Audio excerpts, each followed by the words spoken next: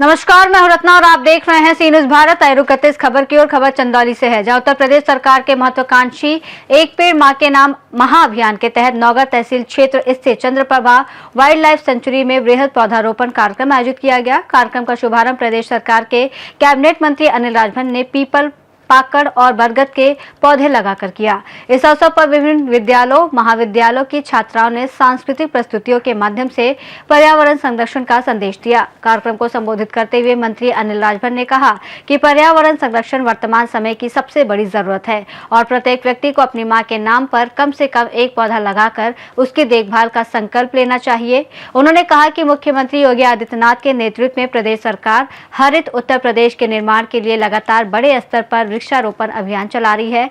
जिलाधिकारी चंद्रमोहन गर्ग ने बताया कि इस साल चंदौली जिले में 76 लाख पौधे लगाने का लक्ष्य निर्धारित किया गया है, जिसमें वन विभाग को 47 लाख पौधों के रोपण की जिम्मेदारी दी गई है। उन्होंने कहा कि जन भागीदारी से ही पर्यावरण संरक्षण के इस अभियान को सफल बनाया जा सकता है। आज बृहद वृक्षारोपण महायज्ञ का कार्यक्रम आज उत्तर प्रदेश में संपन्न हो रहा है और आज से एक विशेष अभियान माननीय प्रधानमंत्री श्री मोदी जी के मार्गदर्शन में एक पेड़ मां के नाम की शुरुआत हो रही है।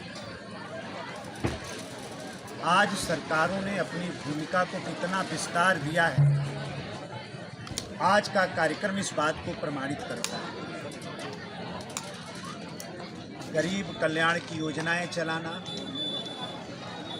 परिवहन, पावर और कानून व्यवस्था स्थापित रहे, इस बात की कोशिश करना, काम करना, हमारा किसान अन्नदाता आत्मनिर्भर बने, इसकी योजना बनाना, हमारे नौजवान जो हैं उनके सपने साकार हों, मातृशक्ति का सशक्तिकरण हो, इन तमाम बातों के साथ साथ आज माननीय प्रधानमंत्री श्री मोदी जी के मार्गदर्शन में उत्तर प्रदेश की सरकार ने जो ये संकल्प अपने हाथ में लिया है, एक पेड़ मां के नाम, वो इस बात को भी प्रमाणित करता है कि मानवता के ऊपर कोई संकट आएगा तो सरकार उतना ही बढ़ चढ़कर काम करेगी, प्रयास करेगी, आम जनता को कार्यक्रम से जोड़ेगी, भागीदार बनाएगी, जितना हम दूसरे कार्यक्रम से भी बनाते हैं।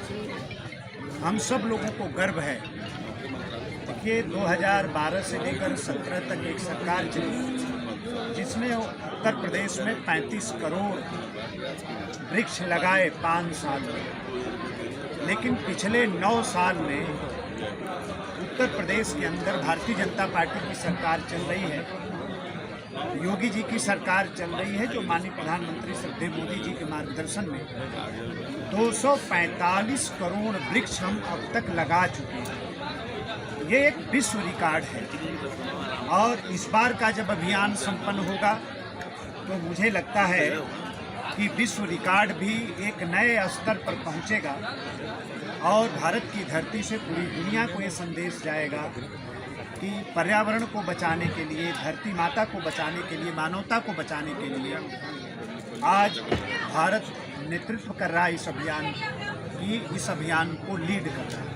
एक बड़ा सवाल है, मोदी जी लगातार कह रहे हैं पौधारोपण को प्रदेश सरकार भी करे, लेकिन ये भी एक जिम्मेदारी बनती है कि जो पौधारोपण हर साल होता है, क्या उसको जो मंत्री लगाते हैं क्या उन्हें देखने भी जाते हैं, क्योंकि ये भी एक बड़ा सवाल है, क्योंकि माँ को समर्पित है। हाँ बिल्कुल, देखिए, माँ के साथ इस अभियान को जोड़ने के पीछे माननीय प्रधानमंत्री जी की यही मंशा है कि जब आदमी माँ के नाम से वृक्ष लगाएगा तो उसकी रक्षा भी करेगा, उसको सुरक्षित भी रखेगा, संरक्षित भी रखेगा। एक बड़ी चुनौती है, हम वृक्ष लगाते हैं हर वर्ष, लेकिन हमें उसको सुरक्षित कैसे करना है, और इसीलिए सरकार ने इस बार संकल्प लिया है कि हम जितने भी वृक्ष लगाएंगे हम उसकी जियो टैगिंग कराएंगे, उसकी ट्रैकिंग करेंगे कि हम जितना वृक्ष लगाए उसमें कितना प्रतिशत वृक्षों को हम बचा पाए और कितने को हम नहीं बचा पाए। जितने वृक्ष हम नहीं बचा पाएंगे तो विशेष अभियान का हम इंतजार नहीं करेंगे, हम बीच में ही उस गैप को भरेंगे, उस स्थान पर हम दूसरा वृक्ष लगाएंगे। तो ये अभियान भी हम लोगों ने लिया है और पिछले समय भी बहुत संवेदनशीलता के साथ इस अभियान को हम लोगों ने आगे बढ़ाया। उत्तर प्रदेश के हरित क्षेत्र को अभी 9% बढ़ाने का काम पिछले 8 साल में हमारी सरकार ने किया है और 2030 तक का जो लक्ष्य निर्धारित किया है सरकार ने कि 15% और हम हरित क्षेत्र को बढ़ाकर और पूरे हम दायरे को एक बड़ा व्यवस्थित तरीके से आगे बढ़ाने में हमें सफलता मिली। एक राजनीतिक सवाल है, मेरठ में ब्रिटिश से अत्याचार होता है, अखिलेश यादव उनका कहना है कि जब वो मतलब मुख्यमंत्री पर हमला बोल रहे हैं कि जब वो खुद ही बेलगाम है, जिनके हाथ में लगाम है तो फिर उनका क्या जो उनके दरबार में दरबार है। नहीं, देखिए, इस तरह की सस्ती भाषा का प्रयोग समाजवादी पार्टी के मुखिया को नहीं करना चाहिए। वो भी एक सूबे के मुख्यमंत्री रहे हैं और इतनी हल्की बात उनके मुंह से अच्छा नहीं लगता। पूरा देश जानता है, पूरी दुनिया जानती है कि जब कभी कोई अपराध होता है तो अपराध के खिलाफ और अपराधियों के खिलाफ उत्तर प्रदेश की सरकार कैसी कार्रवाई करती है।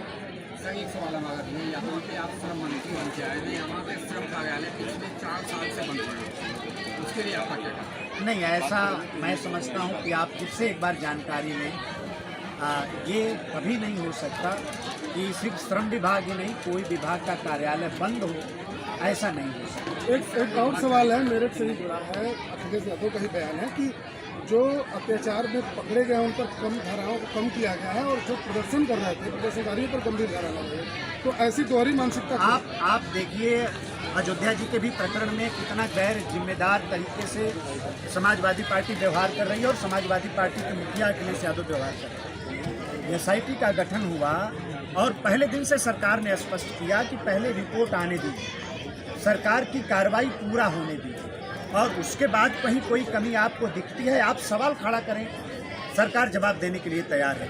और मेरठ में भी यही हो रहा है।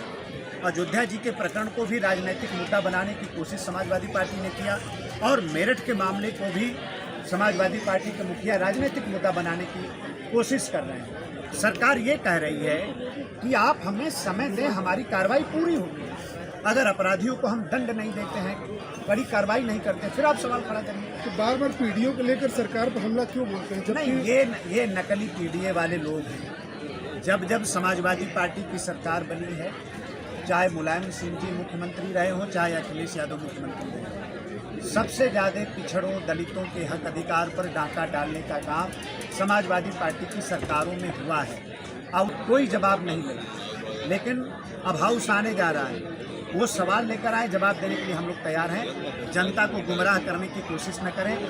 एक बार आरक्षण, संविधान और पीडीए के नाम पर जनता को ये ठग चुके हैं, इनका असली चेहरा जनता के सामने आ गया है। और इसीलिए 2024 के चुनाव के बाद देश की जनता भारतीय जनता पार्टी को हर चुनाव में बड़ी सफलता दे रही है, हमको विजयी बना रही है और ये इंडी गठबंधन के लोगों की दुर्दशा हो। ब्राह्मण वोटों को लेकर लगातार अखिलेश टारगेट कर रहे हैं कि ब्राह्मण नाराज है, सपा में आने वाला है, सरकार बदलने वाला है। अब कोई उनकी बात में फंसने वाला नहीं है और कोई उनकी बात से गुमराह होने वाला है।